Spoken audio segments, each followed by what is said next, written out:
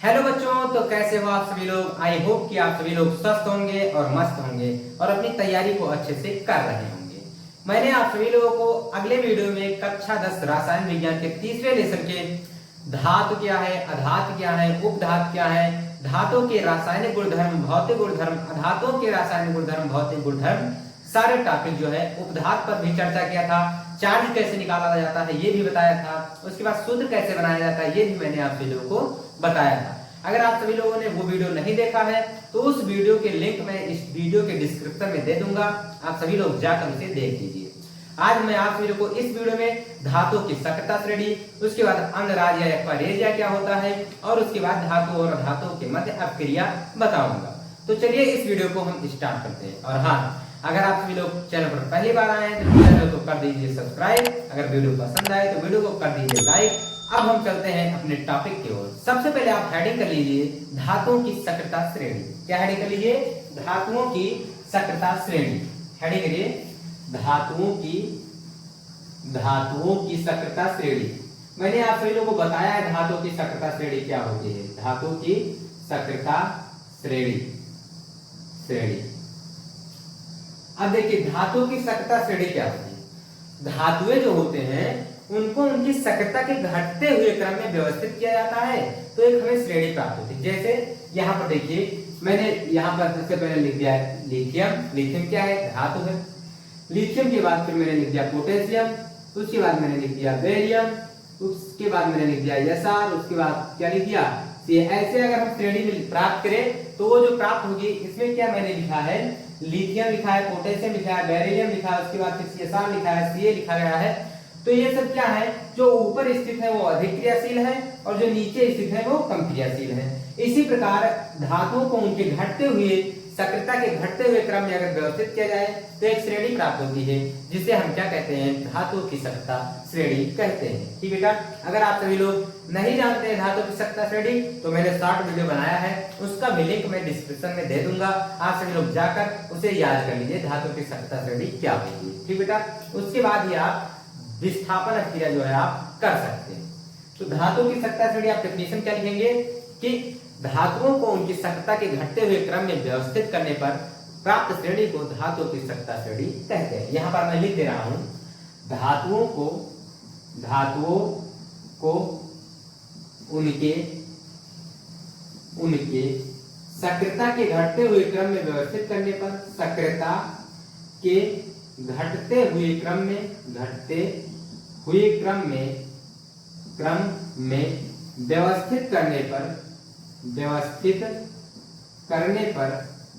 व्यवस्थित करने पर प्राप्त श्रेणी धातुओं की सक्रियता श्रेणी कहलाती है। धातुओं की सक्रियता श्रेणी कहलाती है। आप इसे याद जरूर कर लीजिएगा क्योंकि ये जो है पेपर में अक्सर पूछा जाता है धातुओं की सक्रियता श्रेणी क्या है और इससे रिलेटेड कई सारे क्वेश्चन पूछे जाते हैं। सक्रियता श्रेणी कहलाती है।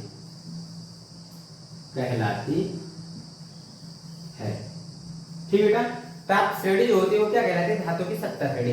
इस प्रकार उसे व्यवस्थित किया जाता है और आप सभी लोगों को अगर इसे याद करना है, आपको याद नहीं हो रहा है तो मैंने शॉर्ट वीडियो में ट्रिक भी बताया है आप कैसे याद करेंगे। आप सभी लोगों को मैं डिस्क्रिप्शन में लिंक दे दूंगा, आप सभी लोग वहां से जाकर याद कर लीजिएगा। ठीक बेटा, अब देखिए इसके बाद क्या आता है। धातुओं की सक्रियता श्रेणी जब हो जाती है तब आपका आता है अम्लराज या एक्वारेजिया। क्या आता है? अम्लराज या एक्वारेजिया। अब ये क्या होता है? अम्लराज या एक्वारेजिया क्या होता है? ये भी वेरी मोस्ट इंपॉर्टेंट है। ये दोनों जो है वो वेरी मोस्ट इंपॉर्टेंट है। आप सभी लोग इसे याद कर लीजिएगा, वेरी मोस्ट इंपॉर्टेंट। ठीक बेटा, अब देखिए ये अम्लराज या एक्वारेजिया क्या? देखिए जब सांद्र HCl क्या? सांद्र HCl और सांद्र HNO3 के 3:1 यानी 3 अणु इसके लिया जाए और 1 अणु HNO3 के लिया जाए और उनका मिश्रण किया जाए यानी मिश्रण मिला दिया जाए उन्हें, तब जो आपका उत्पाद प्राप्त होगा, प्रोडक्ट जो आपका प्राप्त होगा वो क्या कहलाएगा? अम्लराज या एक्वारेजिया कहलाएगा। यानी आप लिखेंगे क्या कि सांद्र HCl और सांद्र HNO3 के 3:1 के मिश्रण को क्या? 3:1 के मिश्रण को हम क्या कहते हैं? मिश्रण को अम्लराज या एक्वारेजिया कहते हैं। अम्लराज या एक्वारेजिया कहते हैं। एक्वारेजिया कहते हैं। रेजिया कहते हैं। एक्वारेजिया कहते हैं। ठीक बेटा, क्या लिखना है? दो चीज आपको याद रखने हैं, सांद्र HCl और सांद्र HNO3।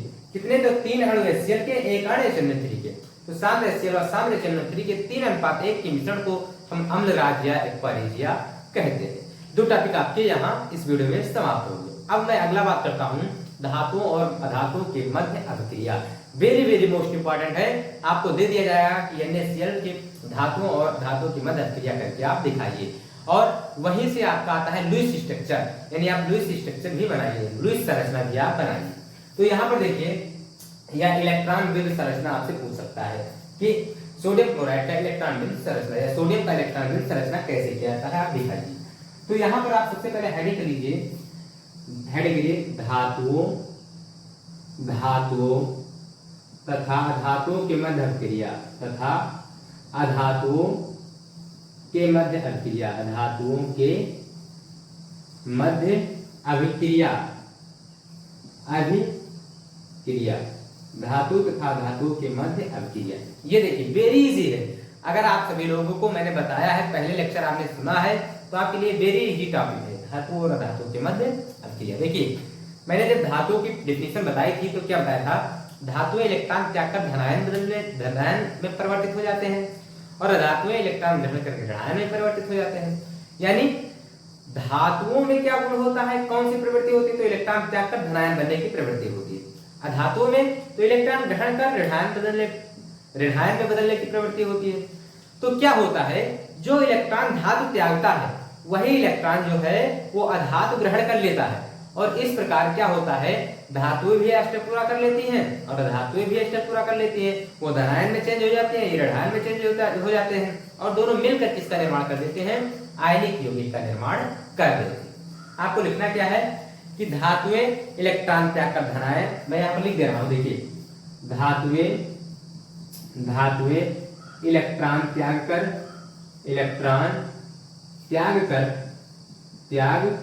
कर धनायन तथा अधातुएं इलेक्ट्रॉन ग्रहण कर, अधातुएं क्या करती हैं? इलेक्ट्रॉन ग्रहण करती हैं। इलेक्ट्रॉन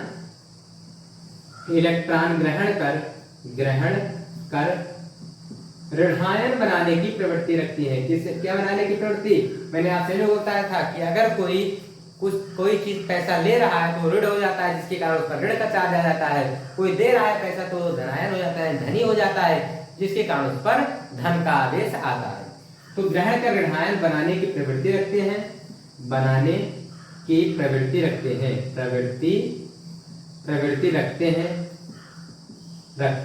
धातुओं द्वारा त्यागा गया इलेक्ट्रॉन, धातुओं द्वारा त्यागा गया इलेक्ट्रॉन क्या हो जाता है? इलेक्ट्रॉन अधातुओं द्वारा ग्रहण कर लिया जाता है, अधातुओं द्वारा ग्रहण कर लिया जाता है, कर लिया जाता है, जिसके फलस्वरूप हमें क्या प्राप्त होता है? आयनिक यौगिक का निर्माण होता है। जिसके फलस्वरूप आयनिक यौगिक का निर्माण होता है। आयनिक यौगिक का निर्माण होता है। ठीक बेटा, क्या कहा मैंने? देखिए यहाँ पर लिखा है कि धातुएं इलेक्ट्रॉन त्याग कर, क्या लिखा है? धातुएं इलेक्ट्रॉन त्याग कर धनायन तथा धातुएं इलेक्ट्रॉन ग्रहण कर ऋणायन बनाने की प्रवृत्ति रखते हैं। धातुओं द्वारा त्यागा गया इलेक्ट्रॉन अधातुओं द्वारा ग्रहण कर लिया जाता है, जिसके फलस्वरूप आयनिक यौगिक का निर्माण होता है। अब ये कैसे होता है तो मैं एग्जाम्पल के तौर पर आप लोगों को दिखा रहा हूं। अब देखिए, आयनिक यौगिक क्या होते हैं? तो वे यौगिक जिनको जल में घोलने पर वो अपने आयन में टूट जाते हैं, यानी प्लस माइनस में टूट जाते हैं, उन्हें हम क्या कहते हैं? आयनिक यौगिक कहते हैं। सिंपल सी डेफिनेशन है। जैसे सोडियम क्लोराइड मैंने ले लिया, सोडियम क्लोराइड, जब आप जल में इसे तोड़े घोलेंगे तो ये प्लस ये माइनस में टूट जाएगा, यानी ये सोडियम क्लोराइड क्या है, आयनिक यौगिक है। अब इसका निर्माण कैसे होता है, तो आइए हम दिखाते हैं यहाँ पर निर्माण कैसे होता है। देखिए सबसे पहले इसे रेज कर देते हैं, यहाँ पर देखिए इसे मैं रेज कर देता हूँ। सोडियम क्लोराइड मैंने बताया है, तो आप सोडियम क्लोराइड NaCl आप सभी लोग जानते हैं, यानी सोडियम का परमाणु क्रमांक आप सभी लोग जानते हैं, सोडियम 11 नंबर पर है। और फिर उसके बाद Cl कितना है, तो उदाहरण के लिए अगर लिया जाए, उदाहरण के लिए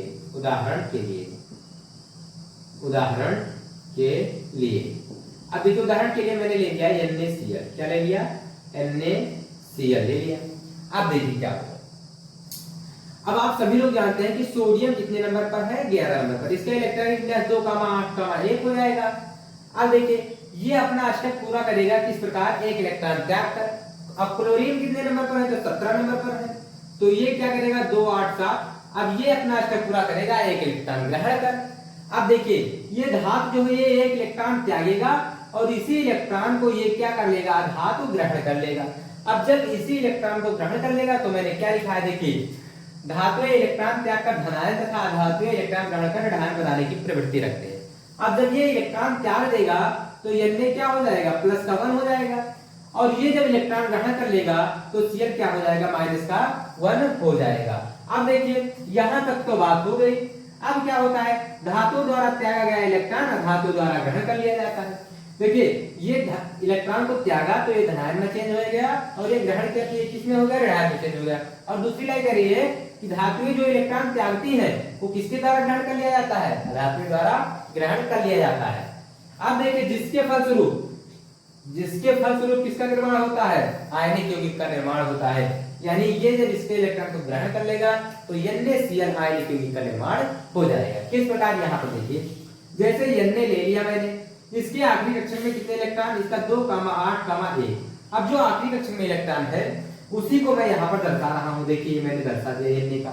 अब देखिए प्रत्येक तत्व जो है वो अपना अष्टक पूर्ण कर और फिर किसके रूप में, अक्रिय गैस के रूप में बनना चाहता है, तो ये एक इलेक्ट्रॉन त्याग देगा और यहाँ से देखिए Cl कितना है, 2, 8, 7 है, तो ये एक इलेक्ट्रॉन यहाँ पर ग्रहण कर लेगा। तो देखिए इसके आखिरी कक्षक में कितने इलेक्ट्रॉन है, 7 इलेक्ट्रॉन है, तो यहाँ पर आप देखिए 1, 2, 3, 4, 5, 6 और एक यहाँ पर हो गया 7। अब देखिए ये इलेक्ट्रॉन त्यागेगा और इसके द्वारा ग्रहण कर लिया जाएगा, यानी ये इलेक्ट्रॉन कहाँ आ जाएगा, यहाँ पर आ जाएगा। अब आगे जो बनेगा ये देखिए Na बन जाएगा और क्या बन जाएगा, Cl बन जाएगा। क्या बन जाएगा, Na प्लस हो जाएगा और Cl माइनस हो जाएगा, Cl माइनस हो जाएगा, या आप कहें तो क्या हो जाएगा, NaCl हो जाएगा। क्या हो जाएगा, NaCl हो जाएगा। यहाँ पर इसका भी अष्टक पूरा हो जाएगा 2,8 और इसका भी हो जाएगा 2, 8, 8 हो जाएगा। यहाँ पर भी आप इसे 2,8 और यहाँ पर आप लिख दीजिए 2, 8, 8। देखिए सबका अष्टक पूरा हो गया। तो यही चीज करना चाहते हैं सभी लोग, क्या करना चाहते हैं, इलेक्ट्रॉन त्याग कर अपना अष्टक पूरा करना चाहते हैं ताकि वो अस्थायी हो सके, अक्रिय गैस का रूप ले सके। ठीक बेटा, तो इस प्रकार इन्होंने क्या किया, एक इलेक्ट्रॉन त्यागा और क्लोरीन ने एक इलेक्ट्रॉन ग्रहण कर लिया, जिसके फलस्वरूप आयनिक यौगिक सोडियम क्लोराइड का निर्माण हो गया। तो अब यहाँ पर आपसे पूछेगा इलेक्ट्रॉन लुईस स्ट्रक्चर आप बताइए, तो आपको इसी प्रकार संरचना करना होगा, यानी इलेक्ट्रॉन विन्यास करना होगा। बाह्यतम कोश में जितनी संख्या होगी इलेक्ट्रॉन की उसे आपको यहाँ पर दर्शा देना होगा। ठीक बेटा, तो इस प्रकार हो जाएगा आपके आयनिक यौगिक का निर्माण। तो मैं यहाँ पर आप सभी लोगों को दे रहा हूँ क्वेश्चन कि MgCl2 क्या दे रहा हूँ, MgCl2 और KCl, इन दोनों को आप सभी लोग इलेक्ट्रॉन की संरचना करके और इसी प्रकार आयनिक यौगिक का निर्माण करके आप सभी लोग कमेंट में जरूर बताइए।